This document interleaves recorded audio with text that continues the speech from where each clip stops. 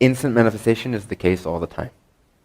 Did you see any gradual movement to create this table here, or was it simply there?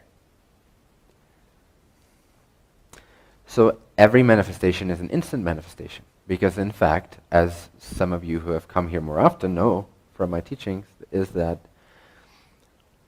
you're actually consciousness shifting through different slides, different configurations of the universe. You are not literally creating or manifesting anything physically, structurally speaking. It's not possible. Because from the point of view of consciousness, the absolute consciousness, shall we say, there is no time. Imagine that for a moment. There not being any time. There not being any time. There is no time. If there is the absence of time, then everything that can exist already has to exist. You can't create anything new. It all exists.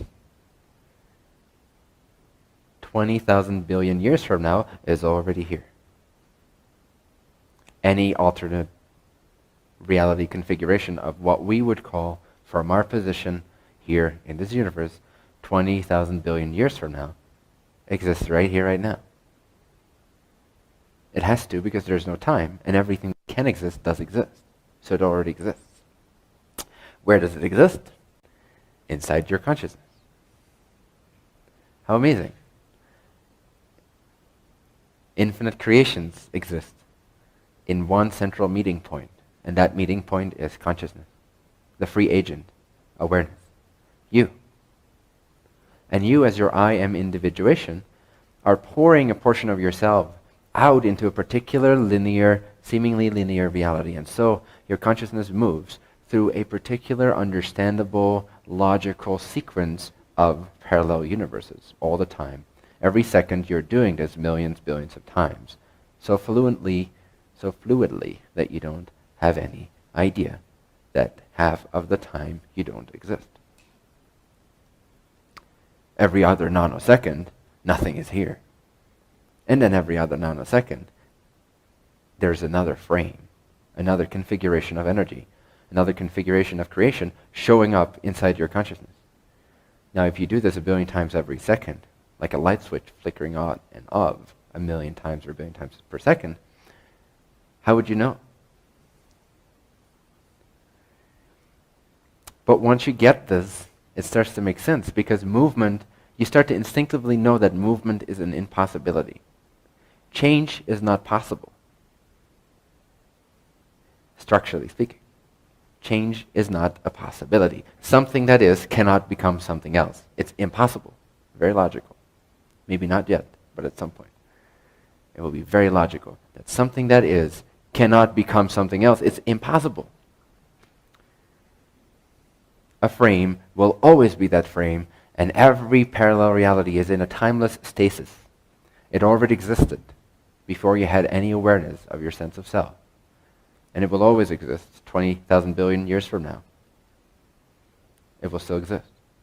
Every reality you've ever experienced, and every reality you will ever choose to experience because it's relevant for you to experience that reality, already exists right here, right now, parallel to each other, inside of the I am, here now consciousness, which you share in, which you are, ultimately. Something that is cannot change. Yet we experience change, we experience movement. How is that possible if something can change? It's because we're not actually changing what is.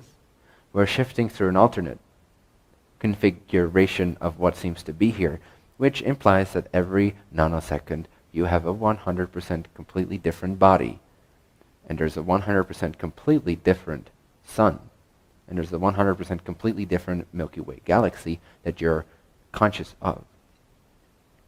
Like a projector light shining through the pictures that together form a motion picture. It's not a movie, it's pictures in motion, although the pictures themselves are not in motion, but it generates the illusion of motion through pictures. Picture, picture, picture, picture, picture. Right now you have a 100% different body. That's the only way you can change. You can't grow your hair. It's not possible. You can only shift to a body that has a different configuration of the length of its hair. like I said, your unconscious is hyperconscious. It's superconscious, because that's what's taking care of all this. So you might be wondering, shit, I'm pretty intelligent.